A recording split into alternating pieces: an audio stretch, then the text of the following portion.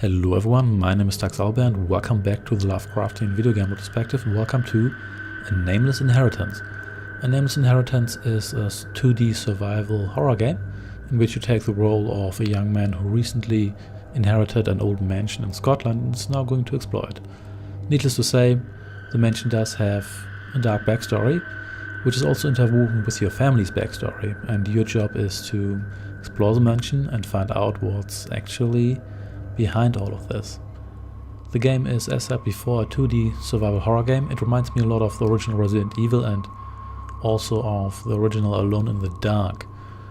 You do everything in a two-dimensional space, but you essentially do what you would expect. You explore the mansion, you unlock doors, a lot of doors, you find keys, you find other items, you use the items, there's a couple of puzzles, you read old documents which explain the backstory to you. And all of that takes place in two-dimensional space. There's some climbing, but the game isn't a true platformer, and a lot of the slightly more platformy stuff is more reminiscent of Prince of Persia. So you don't really jump all over the screen. Instead, your character has reasonably realistic physics.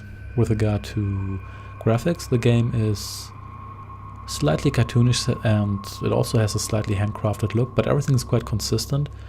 And the game does manage to be a little bit spooky, but still have a lot of color. It does make the mistake of having a color palette that's too brown or too dark, and also does the mistake of being just too dark in a way that makes it less spooky and more annoying that you just can't see anything, which I do appreciate. And while the game isn't the most hardcore horror experience, it's still a little bit unsettling, and the fact that your character is rather fragile does give this game a good horror atmosphere.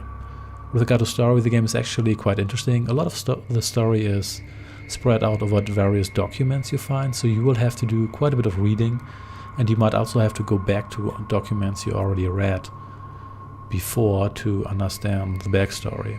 So if that's not your thing, then you might not enjoy this game's story as much as other people may. With regard to gameplay, the game is, as I mentioned before, a mix between survival horror game. There's quite a lot of puzzling in there as well, and also some combat. The combat can actually be quite unforgiving because the character is quite fragile, and I found the combat mechanics a little bit clunky, but thankfully there's unlimited saves, so if you save regularly then you shouldn't have too much of a problem surviving. You can also change the game's difficulty at any given time, so if you think that an encounter is a little bit too difficult or that the game overall is not enough of a challenge or too much of a challenge, then you can adjust the difficulty after you already played, which I always appreciate because it essentially gives control to the player, which for the most part is something I appreciate. What is a little bit more annoying is the inventory management, because you can only carry so many items, but it's not really clear what items are useful and when you need them. And I found inventory management, it didn't really add all that much to the gameplay and was more of a nuisance, but it's really just a minor gripe. The music is quite solid as well, it's very ambient and it's nothing too special, but it does fit the game and it is overall quite good, albeit just nothing special.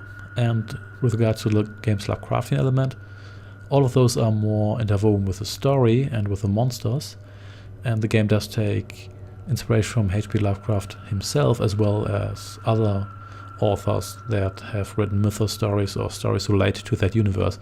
And overall I would definitely recommend if provided you like survival horror games like this. The game is free, so you don't have to invest anything to check it out, and it will probably keep you entertained for a couple of hours. So thanks for watching, and I shall see you next time. Take care and goodbye.